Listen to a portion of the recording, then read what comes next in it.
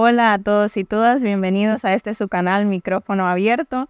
Aquí, así en este ambiente entre libros, con una calidez humana que identifica y caracteriza.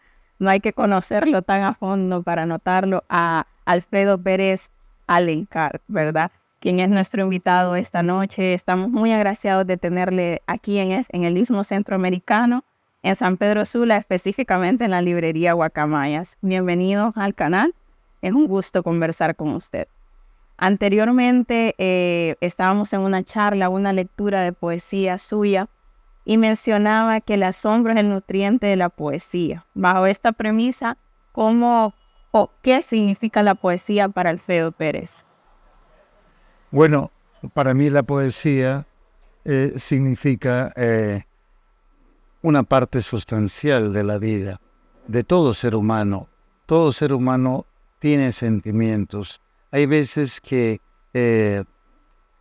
puede decir que no le gusta la poesía, pero si yo a alguien que descree de la poesía le leo un poema dedicado a la madre, sé que en gran medida le va a tocar el corazón. O sabiendo de otros quehaceres o otros gustos, otro tipo de poemas. Entonces, yo he tenido la experiencia de mucha gente que se me ha acercado para decir que le disculpara que no creía en la poesía, pero cuando ha escuchado un poema mío se ha sentido conmovido. ¿Qué es realmente lo que busca un poeta o lo que debería buscar un poeta? Conmover. No se trata de hacer un tratado de filosofía o de psicología, que puede ser más importante que quién sabe que la poesía, pero si un poema, unos versos, logran conmover a una persona, es que algo del trabajo poético ha merecido la pena. Si pudiera clasificar su poesía en alguna corriente, ¿en cuál la colocaría? Bueno, en todas las corrientes y hay veces a contracorriente. La verdad, tengo muchos registros.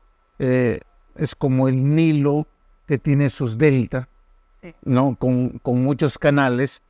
Eso yo así más o menos pienso, o el Amazonas, que de donde provengo, ¿no? El Amazonas también a su salida al Atlántico tiene bastantes islas y bastantes canales. Así que yo he bebido, me he nutrido de muchas corrientes, ¿no? Y tengo autores favoritos que, por ejemplo, que entiendo como postmodernos, siendo Catulo, un poeta del periodo clásico latino, ¿no?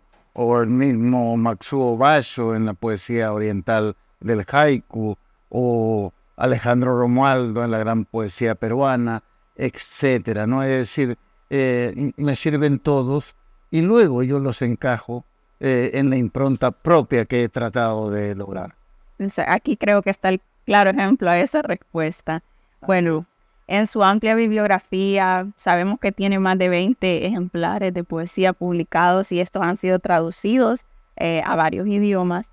¿Usted qué opina de la traducción en la poesía? ¿Cree que la poesía mantiene su esencia o hay algo que cambia? No, yo soy ferviente admirador de la traducción, yo soy traductor también. Yo creo que una buena traducción muchas veces mejora el original. Es decir, porque la traducción es recreación. No hablo de esa traducción literal. Yo, por ejemplo, cometí un error al principio cuando traducía a los poetas portugueses o brasileños. La traducción era demasiado literal por no querer traicionarles, ¿no? Pero es mejor traicionarles porque, entre comillas, porque uno tiene que amoldar al ritmo del castellano, que no es el mismo a veces del portugués de Portugal. Entonces, sí, ahora sí opino que para que me traicionen, yo prefiero que me traicione un poeta. Es decir, que me traduzca un poeta, porque le da el ritmo, puede sentirlo mejor que alguien que controle el idioma, pero que no sea poeta. Okay. Bueno, actualmente vivimos una gran masificación, la era digital. ¿Usted cree que la poesía en este periodo va en decadencia, se mantiene o va a estar en decadencia en algún momento debido a esto? No, bueno, podemos hablar de esos tiempos, pero fíjate, yo creo que la poesía existirá hasta que exista el último hombre, el ser humano, ¿no? Porque la poesía viene desde las tribus. El chamán, el curandero, etcétera, su ritual era muy poético. Hablo de los principios de la humanidad, ¿no? Siempre la palabra convocante y la palabra que capta la atención de la tribu, ¿no? Siempre es bien vista. Ya lo comentaba, en el hecho religioso, los principales libros de las principales religiones, especialmente de las tres principales, son poéticos. Entonces, volviendo a tu pregunta, decirte que es mejor que se perpetren versos ahora con los medios digitales, etcétera, porque algunos aprenderán, ¿no?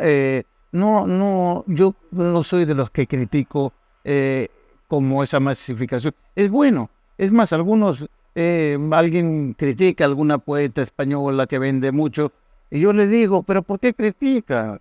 No, sí, no será de una alta calidad, pero por lo menos no está robando, está vendiendo su producción. Que te guste más, que te guste menos, que todos los muchachos estos que están ahí en el top 10 de estas cosas, maravilloso, yo siempre digo eso, maravilloso, no están robando, ¿no? Y, ojo, a los jóvenes les encantará eso, porque por algo lo compran, ¿no? Entonces, y es mejor que lean eso que puede no ser de tan alto nivel literario, es mejor porque luego algunos entrarán a conocer la poesía de alto calado. Por algo se inicia. Sí, se inicia. Es como cuando criticaban Harry Potter. Yo decía, feliz que lean esos 400 páginas haciendo cola, porque luego van a leer a Cervantes, luego van a leer a otros, algunos, otros no, pero es así, ¿no? Entonces, estoy de acuerdo. Ok. Usted es poeta, ensayista y docente en la Universidad de Salamanca. También sabemos que desde 1998 es director de lo que es el Encuentro de Poetas Iberoamericanos. ¿Qué le impulsó a dirigir este evento tan importante? Sí, el construir un puente que no sea endeble entre España, Portugal y América Latina. Y lo hemos logrado. Había el prestigio que me amparaba, pero era muy de atrás.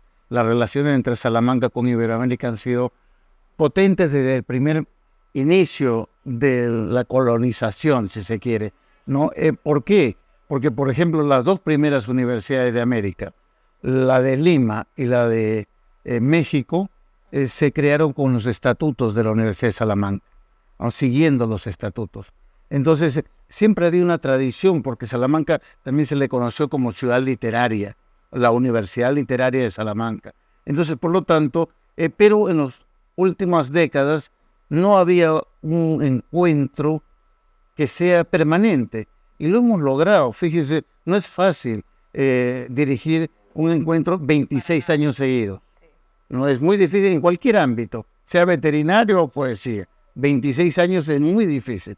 Y lo hemos logrado, y cada vez desde la pequeñez realmente, ¿no? Con cierta humildad, pero nos hemos consolidado, hay una credibilidad, todos los poetas quieren estar en Salamanca, no todos pueden porque se va poco a poco invitando a los que se pueden. Tampoco hemos tratado de hacer un magno encuentro donde hay 100.000 poetas o 120, pues digamos, donde casi ni se conocen. Por eso no es festival, es un encuentro, donde buscamos que haya comunión entre los poetas, no donde ahora van a ir editores, etcétera, desde la modestia.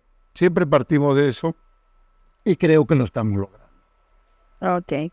Bueno, me gustaría que nos hablara un poco sobre este libro, Amalgama, que está bajo el sello de Editorial Efímera, una editorial hondureña. ¿De qué trata esta antología así de manera superficial? Bueno, el propio título lo indica. Sí. He amalgamado poemas que estaban dispersos en revistas, tanto de papel como digitales, y también varios cuadernos inéditos. Es decir, este es un nuevo libro no es una antología, es un libro mío, ¿no?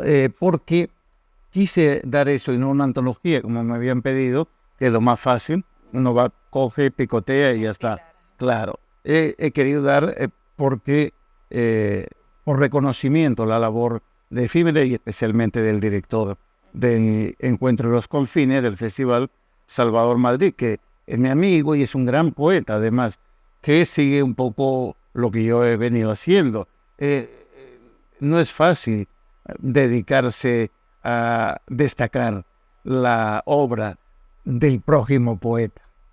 Siempre el poeta busca por su ego hacer de lo suyo, resaltar lo suyo, y Salvador ha hecho una labor genial donde ni siquiera había en todos los libros de las editoriales que había ningún libro suyo, ¿no? Y eso es lo que yo también siempre he hecho. Él ha estado hace años allá y él me ha comentado que estuvo aprendiendo, donde yo nunca he leído mi propia poesía en el festival que yo dirijo, ¿no? Entonces, ese es un tema que tenemos que proyectar hacia otros encuentros porque es importante que se destaque mucho la obra de los otros. Así es. Así que es un libro totalmente inédito y lo he querido dar para Honduras. Gracias. Ya que menciona nuestro país, el Festival de los Confines, me gustaría que nos contara su experiencia en el festival. Bueno, maravillosa, entre otras cosas, me sorprendí este libro. Sí. Aquí se habla poco y se hace mucho. Sí sabía que iban a sacar un libro pequeño, así, ¿no? Que ya es un mérito, ¿no? Que ningún festival del primer mundo hace un libro para cada poeta invitado.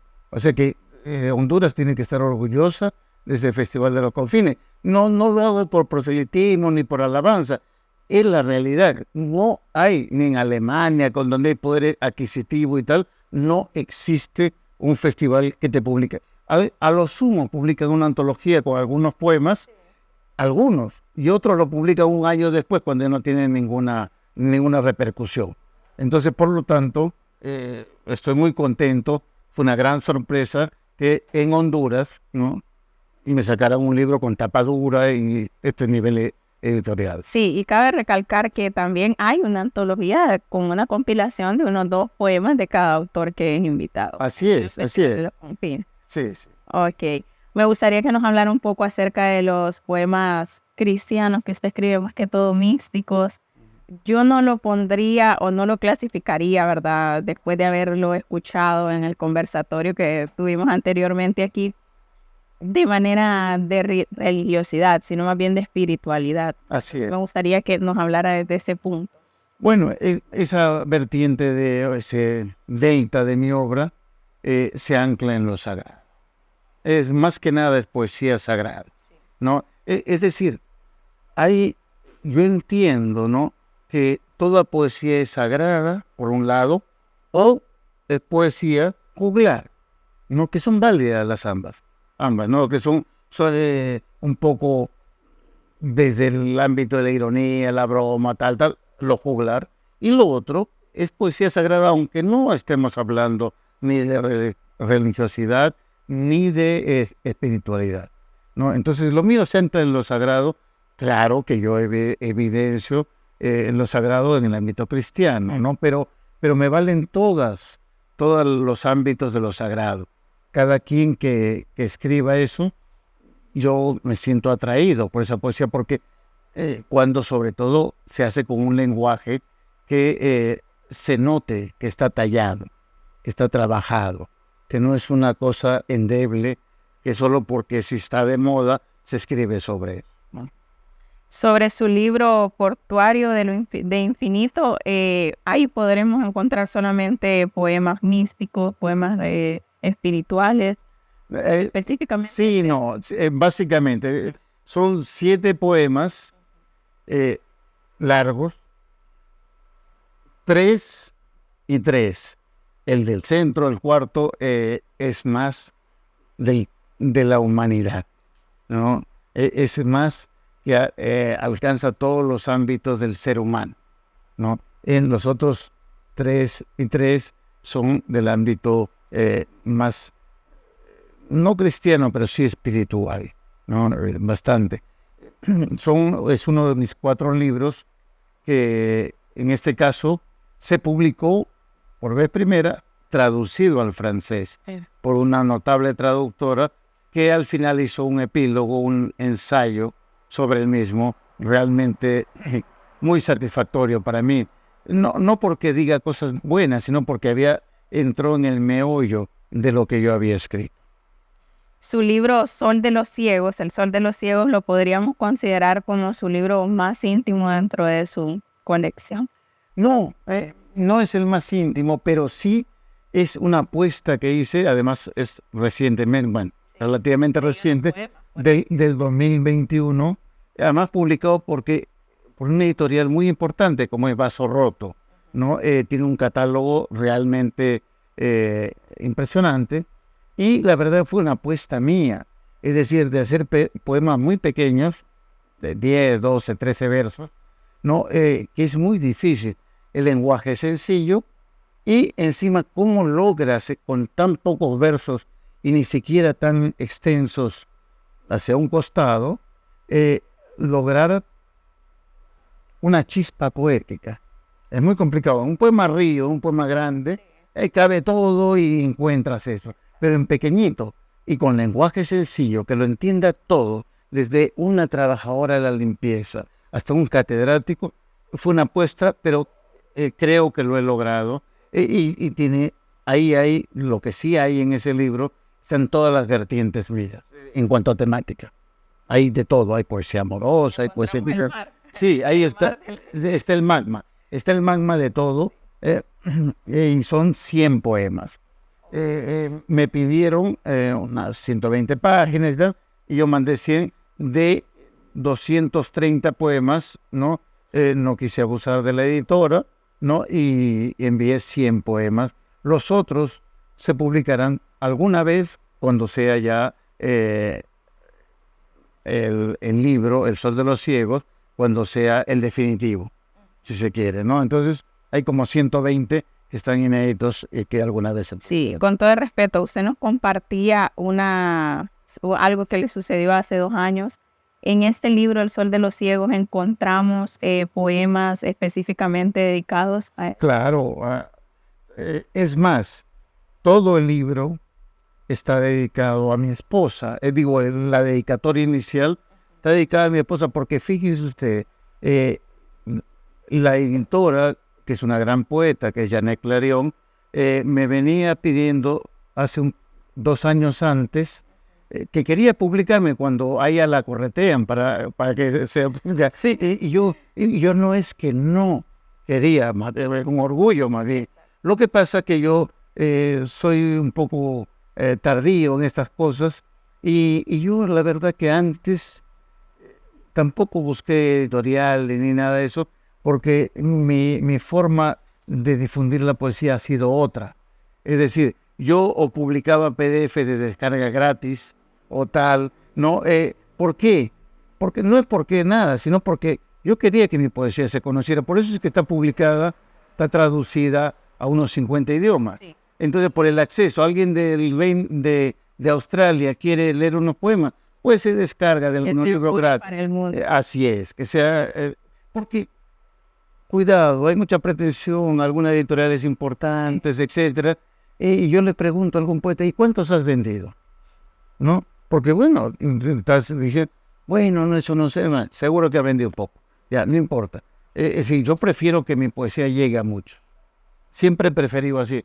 Este es el último libro, el penúltimo, si se quiere, después del libro hondureño, que yo digo una editorial importante. Y es la primera vez que me exigieron, entre comillas, ir a la feria del Parque Retiro de Madrid para firmar esas cosas. Yo que no soy importante tuve que ir porque la editora me exigió con el amor, el afecto y fui, ¿no? En fin, se vendió algo y tal, pero la verdad que yo, en ese libro hay varios poemas, breves poemas dedicados a mi mujer, no a mi esposa.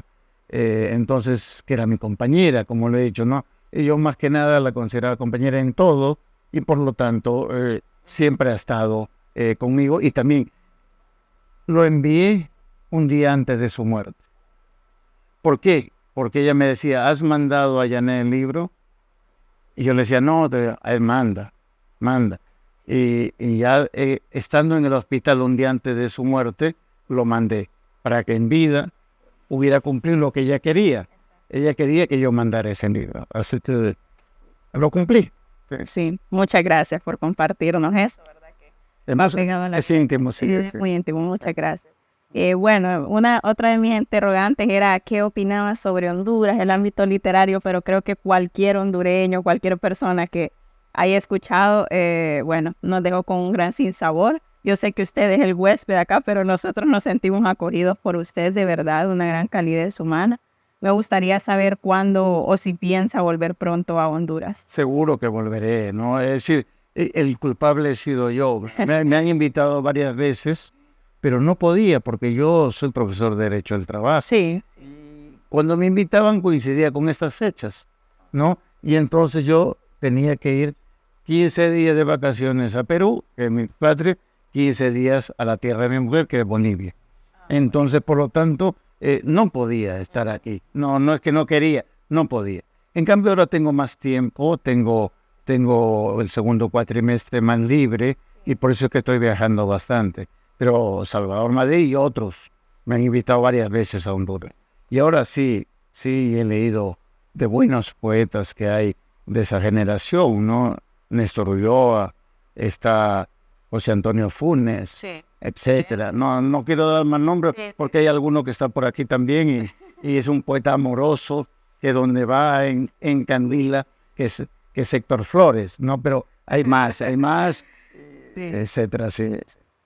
Bueno, de nuestra parte, esto ha sido un poco breve, ¿verdad? Nos gustaría tenerlo en otra ocasión para conversar más alargadamente, pero nos hemos sentido muy acogidos por usted, por su poesía, por la lectura que ha hecho, el conversatorio, y qué mejor que aquí entre libros, ¿verdad? En este espacio que nos apuesta mucho. Muchas gracias por aceptar. Muchas gracias a ti y al equipo tan maravilloso que formáis. Es un placer, de verdad. Y estoy yo soy el agradecido, no debo decirlo, Sí. porque siempre hay que agradecer. La palabra gracias, hay veces está muy manchada, pero cuando uno la va puliendo y le dice, yo siempre digo, gracias, gracias, gracias. Gracias a ustedes. Muchas gracias. Nos vemos.